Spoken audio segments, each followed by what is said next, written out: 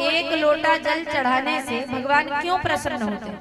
एक लोटे जल में गणेश जी क्यों प्रसन्न नहीं होते? माता दुर्गा प्रसन्न क्यों नहीं होती? बाबा भोलेनाथ ही क्यों प्रसन्न होते? कारण क्या है?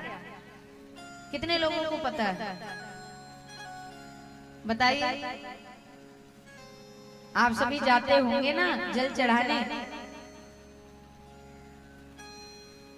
तो बताइए भगवान क्यों प्रसन्न होते हैं एक लोटे जल से?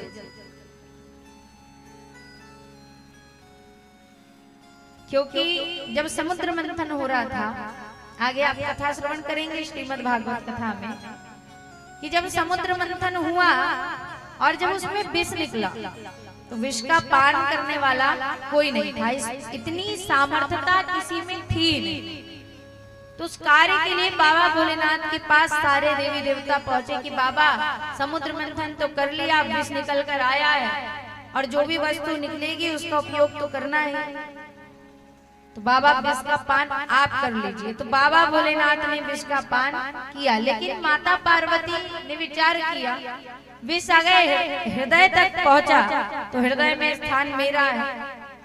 तो इसलिए जब बाबा भोलेनाथ ने विष का पान किया तो माता पार्वती ने अपनी 3 उंगलियां बाबा भोलेनाथ के कंठ में लगा दी और सारा विष आकर के कंठ में रुक गया, और इसलिए बाबा का एक नाम पड़ गया नीलकंठ महादेव। बोलिए नीलकंठ महादेव की जय। और जब से विष का पान किया है तब से बाबा भोलेनाथ का मस्तिष्क सदा गर्म रहता है, गर्मी रहती है, और इसलिए बाबा भोलेनाथ भांग भी पीते हैं। क्योंकि भांग कैसी होती है? ठंडी होती है ना, इसलिए बाबा भोलेनाथ भांग का सेवन करते हैं, गांजे का नहीं करते।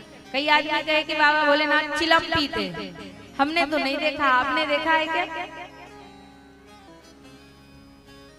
कुछ नए नए भक्त बन रहे हैं बाबा भोलेनाथ के हाथ पे, क्योंकि उज्जैन नगरी पास में है इसलिए यहाँ पर बोल देते हैं, बदनाम कर रहे हैं बाबा भोलेनाथ को। हाथ में लिख लिए यहाँ से यहाँ तक महाकाल। अच्छा महाकाल लिख लिए, उसके बाद चिलम सूटे। कोई कहे कि भैया चिलम क्यों पीते हो? बोले महाकाल के भक्त हैं, बाबा ने चिलम पी, हम भी पिए। तो बाबा भोलेनाथ ने कभी चिलम का सेवन नहीं किया, बाबा भोलेनाथ भांग पीते थे। क्योंकि विष का पान किया, विष की तासीर होती है गर्म, और भांग कैसी होती है? ठंडी। इसलिए अपने मस्तिष्क को शीतलता प्रदान करने के लिए बाबा भोलेनाथ भांग का सेवन किया करते थे।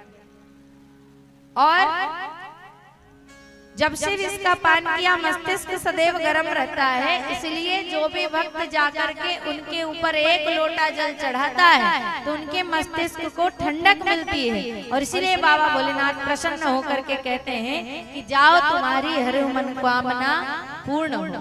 और इसलिए बाबा भोलेनाथ एक लोटा जल से ही प्रसन्न हो जाते हैं।